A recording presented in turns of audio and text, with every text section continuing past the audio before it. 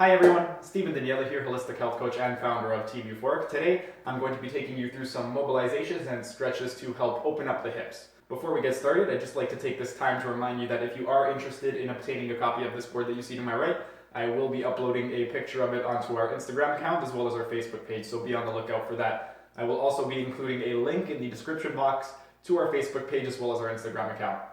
Before we get started with the actual mobilizations and stretches that we are going to use to open up the hips, just a quick recap from last week. We have hundreds of joints in the human body. For the purposes of this video series, we are just going to be focusing on the major 11 joints. Those major 11 joints, starting inferiorly, are our ankles. Moving superiorly from that, we have our knees. Then we have our hip joints, we have our lumbosacral joint, our intervertebral lumbar joints, our intervertebral thoracic joints. Moving laterally from there, we have our shoulder joint. Distal from our shoulder joint, we have our elbow, then our wrist. Moving superiorly from our intervertebral thoracic joints, we then have our intervertebral cervical joints, that's our neck. Moving superiorly from there, finally, the most superior of all the joints is going to be our atlanto-occipital joint. That is where the atlas, or our C1, meets with our occipital bone. So let's get started with the actual mobilizations and stretches that we will be doing today. The first one is an active straight leg raise. For the active straight leg raise, you are going to start in supine position, so you are laying down flat on your back. Your legs are going to be fully extended. You are going to inhale as you raise your leg straight up, so you are going to flex your hip. Once you've gone as far as you can possibly go, you are going to exhale and then try and bring your hip into farther flexion. Once you have brought your hip into as far flexion and so you are able to tolerate, you are then going to extend your knee and dorsiflex your ankle. So you are straightening your knee and you are pointing your toes towards your head. One important thing to note when you are performing the active straight leg raise is that the opposite leg, you want to make sure that that knee is constantly in contact with the ground. So you don't want to be flexing your right hip and allowing your left knee to come off the ground. One more thing to note with the active straight leg raise is as you are flexing your hip, you do not want to externally or internally rotate the opposite leg. So as your right leg is flexing, you want to make sure that your right toes are pointing straight up and your left toes are pointing straight up. Next, we have our seated alternating leg drop. For the seated alternating leg drop, you are going to sit with your hands placed behind your back and your hips and knees flexed to 90 degrees. What that means is that from the side, your body should resemble the letter M. From there, you're going to inhale as you lower your legs to the ground and then exhale as you try to bring your knees as close to the ground as possible.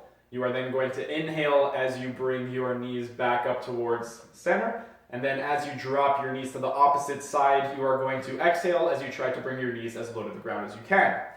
You are going to then repeat this in an alternating fashion, so dropping your legs from left to right, inhaling as you come up, exhaling as your knees drop towards the ground. Once you have completed a few repetitions of the seated alternating leg drop, you are then going to spread your legs a little bit. So from going from slightly outside of shoulder width, your feet, you are going to move them out a little bit more, and then you are going to repeat the process from steps 1, 2, 3. So you're going to inhale, exhale as you try to bring your legs as close to the ground as you can, inhale as you bring your legs back up, and then again exhale to the opposite side, bringing your knees as low to the ground as you can. The last in our hip mobilization and stretch series is going to be our hip flexor stretch from a lunge position. For this exercise, you are going to get into the bottom position of a lunge. So you are on your knee, on your foot. You are then going to inhale, take a nice deep breath in, and then exhale. As you exhale, you are going to draw your hips forward. So you are projecting your hips forward. One thing you want to make sure that you are doing is keeping your upper body straight. So when you are doing the hip stretch, you want to make sure that the only thing moving is your hips. Your shoulder and your ear should all be properly aligned. So you're not doing this. You're not lunging forward and bending forward at the waist. You are going forward from the hips, making sure that ear, shoulder, and hip all remain in a vertical alignment. From there, you are then going to take a nice deep breath in again, and then you are going to exhale as you posteriorly tilt your pelvis. So again, anterior pelvic tilt, you are tilting your pelvis forward. Posteriorly, you are tucking your tail feathers underneath you, so you are now flattening out your spine. This is going to add greater tension on the flexors of the hip. From there, you are then going to hold that position, inhale as you come back, and repeat the process. Now that we have discussed the 3 exercises that we will be doing to open up the hips, I will begin with the demonstration portion of the video. All of the mobilizations that I'm about to show you can be done on the floor. You don't need any equipment at all. First, I'm going to demonstrate the active straight leg raise. So you are lying down in supine position, so on your back. Your hip to your ankle should be one straight line, and then your ankle should be at a 90-degree angle. Your toes are going to be pointing straight up at the ceiling. You're going to inhale as you flex your hip. Then exhale. Try and flex your hip a little bit further. After you've done that, you're going to straighten out your leg. So flex your quadricep, and you are going to point your toes down towards your head. You are dorsiflexing the toes. So inhale. Keep everything nice and straight, pointing straight up. Exhale. Straighten out the knee. Point the toes down. And back. Again, inhale. Exhale, go further back. Extend the knee. Dorsiflex the toes. Back down. You are going to perform this for 10 to 20 repetitions on each leg.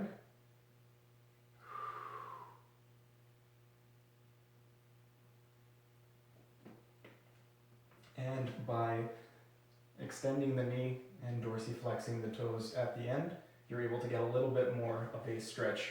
Next is going to be the seated alternating leg drop. For this exercise, your hip is going to be flexed at 90 degrees. Your knee is going to be flexed at 90 degrees. Feet are just outside of shoulder width. Your arms are behind your back, so from the side you should resemble the letter M. You are then going to inhale as you drop your legs towards the ground, and exhale, trying to bring them farther to the ground. Inhale as you come back up and drop them to the opposite side, and exhale. You are going to do this several times in each direction. Once you have completed 10 to 20 repetitions in each direction, you are then going to spread your legs a little bit wider apart, and you are going to repeat the process. So inhaling, exhaling as you try to get closer to the ground, inhaling as you come up, and exhaling as you try to get closer to the ground.